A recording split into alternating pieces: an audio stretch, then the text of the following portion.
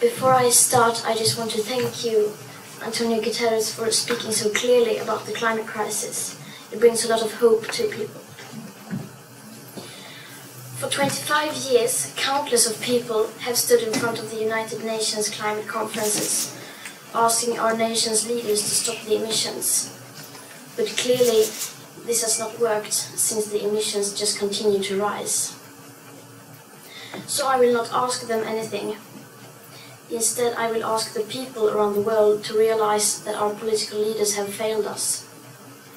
Because we are facing an existential threat, and there is no time to continue down this road of madness.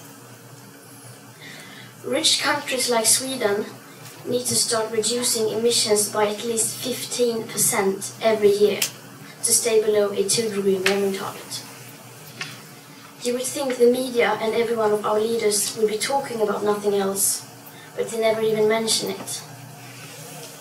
Nor does hardly anyone ever mention that we are in the midst of the 6th mass extinction, with up to 200 species going extinct every single day. Furthermore, does no one ever speak about the aspect of equity, clearly stated in the Paris Agreement, which is absolutely necessary to make it work on a global scale.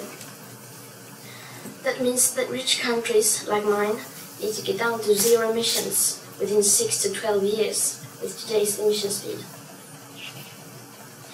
Because how can we expect countries like India, Colombia or Nigeria to care about the climate crisis if we, who already have everything, don't care even a second about our actual commitments to the Paris Agreement?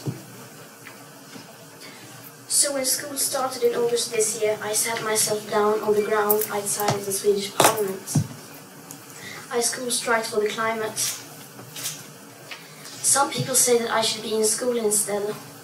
Some people say that I should study to become a climate scientist so that I can solve the climate crisis. But the climate crisis has already been solved. We already have all the facts and solutions. And why should I be studying for a future that soon may be no more, when no one is doing anything to save that future? And what is the point of learning facts when the most important facts clearly means nothing to our society? Today we use 100 million barrels of oil every single day. There are no politics to change that. There are no rules to keep that oil in the ground. So we can no longer save the world by playing by the rules, because the rules have to be changed. So we have not come here to beg the world leaders to care for our future. They have ignored us in the past and they will ignore us again. We have come here to let them know that change is coming, whether they like it or not.